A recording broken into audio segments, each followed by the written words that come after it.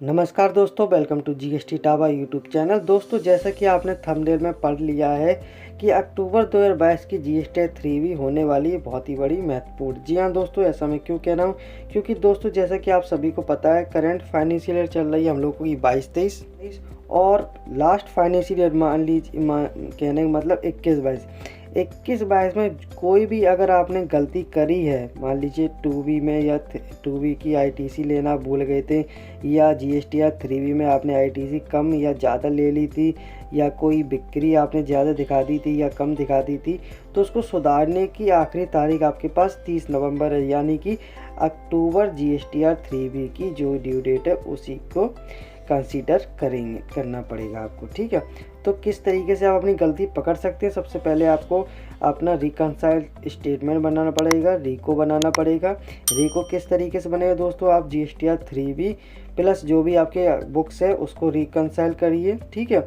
उसके बाद अपना जो आपका GSTR 3B VS GSTR 2B करिए, फिर जीएसटीआर 2B वीएस जीएसटीआर 2 को, इन तीनों को रिकनसाइल करिए। ठीक है, रिकनसाइल करने के बाद मान लीजिए आपका डिफरेंस मिलता है, आपको अगर अंतर आता है, ठीक है, तो आप किस तरीके से क्लेम उसे करेंगे दोस्तों। मान लीजिए आपने जब आईटीसी अपने 21-22 की आईटीसी क्लेम करी, जब आपने 21-22 के 3B में, तो उसमें 50,000 रुपये की आईटीसी आपने क्लेम कर ली। जब आपने इसका रीको बनाया तो उसमें 50,000 की जगह आपकी 70,000 आईटीसी आ रही है। ठीक है दोस्तों, आपने क्लेम करी है सिर्फ 50,000, तो 20,000 रुपये की आईटीसी आप क्लेम करना भूल गए। मान लीजिए उसमें से 10,000 की आईटीसी आपकी ऐसी है जो कि ब्लॉक आईटीसी है। ठीक है, कोई आपने आइटम ऐसा कर लिया था जिसकी आईटीसी ब्लॉक है जीएसटी सेक्शन में। ठीक है, तब भी आपका 10,000 रुपये का जो कि नुकसान होने वाला है उसको आप क्लेम करके अपना नुकसान बचा सकते हैं। ठीक है, अक्टूबर की जीएसटी 3B में मान लीजिए आई जीएसटी की आईटीसी आप भूल गए थे जो कि आप 10,000 रुपये इस मंथ में क्लेम करना चाहते हैं, तो सिंपली यहाँ पे और कोई कॉलम नहीं है दोस्तों, ऑल अदर आईटीसी का कॉलम है, इसी में आपको क्लेम करना पड़ेगा। ठीक है, मान लीजिए 10,000 रुपये की आपकी 21-22 की आईटीसी निकल आई इस तरीके से रीको बनाने के बाद। ठीक है, और 20,000 रुपये की आपकी अक्टूबर के मंथ की, तो टोटल 30,000 रुपये आप यहाँ पे क्लेम कर लेंगे। ठीक, सिंपली यहाँ पे किसी कहीं दिखाना नहीं है।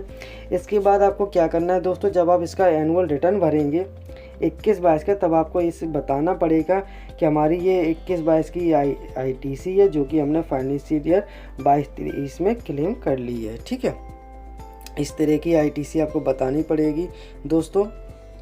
और फिर भी आपका कोई डाउट है तो आप कमेंट बॉक्स पे हमसे पूछ सकते हैं किस तरीके से।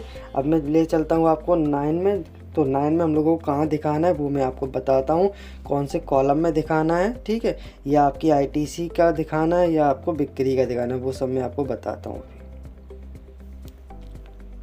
दोस्तों, जो भी हम लोगों की गलती हो जाती है उसको सुधारने के लिए जीएसटीआर 9 जो कि एनुअल रिटर्न होता है, उसमें दोस्तों ये कॉलम बहुत ही महत्वपूर्ण होते हैं, कॉलम नंबर 10, 11, 12 एंड 13। ठीक है, यहीं में हम लोगों को दर्शाना पड़ता है जो भी हम लोग की आईटीसी कम या ज़्यादा जो भी होती है। मान लीजिए आईटीसी आपकी कम थी 10,000 रुपये, जैसा कि मैंने आपको बताया, आपने 10,000 रुपये की आईटीसी फाइनेंशियल ईयर 22-23 में क्लेम कर ली अक्टूबर 2022 के जीएसटीआर 3 में। तो यहाँ पे कहाँ पे आपको दर्शाना पड़ेगा दोस्तों, दर्शाना पड़ेगा आपको ITC avail for the previous financial year, G column number है 13, यहाँ पे आपको दिखाना पड़ेगा।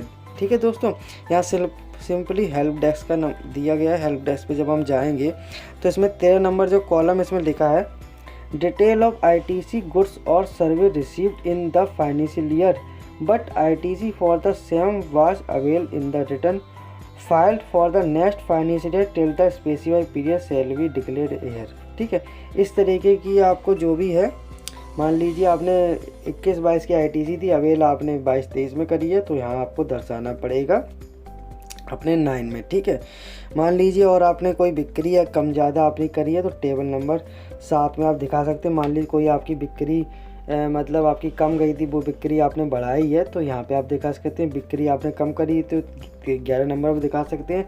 बिक्री आपकी इंक्रीज़ हुई है प्लस हुई है तो आप 10 नंबर कॉलम में दिखा सकते हैं। कोई आईटीसी आपने रिवर्स करी है तो उसे 12 नंबर कॉलम में दिखा सकते हैं दोस्तों। तो इस तरीके से आप इस चारों कॉलम का बेनिफिट ले सकते हैं जो भी आपने कुछ गलती 21-22 में कर दी थी। तो एनुअल रिटर्न अभी आपने नहीं फाइल किया है तो रिको बनाने के बाद अपनी जीएसटी 3B में आईटीसी या सेल कम ज़्यादा करने के बाद जो भी आपकी एक्चुअल है उसे कंसीडर करिए। उसके बाद अपना जीएसटी 9 भी फाइल कर लीजिए अगर आपकी कोई गलती है। वैसे 2 करोड़ टर्नओवर तक आप एग्जाम्प्ट है, फिर भी आपने कोई गलती कर दी है 21-22 में और उसको आपने रिको तैयार कर लिया है तो जीएसटी 9 में कहूँगा तो फाइल आपको करना ज़रूरी है, जिससे आपको भी याद रहे कि किस तरीके से आपने रिको बनाया और उसे अपने जीएसटी 9 में दिखा दिया है। फिर भी दोस्तों आपका कोई डाउट रह जाता तो उसमें कमेंट बॉक्स में हमसे पूछ सकते हैं, हम उसका बिल्कुल रिप्लाई करेंगे। पर चैनल पर जरूर सब्सक्राइब कर लेना तभी मैं रिप्लाई करूंगा दोस्तों। चैनल को जरूर सब्सक्राइब कर लें, बेल आइकन प्रेस कर लें जिससे आने वाली रेगुलर वीडियो की अपडेट आप तक पहुंचती रहे। थैंक यू फॉर वॉचिंग दोस्तों।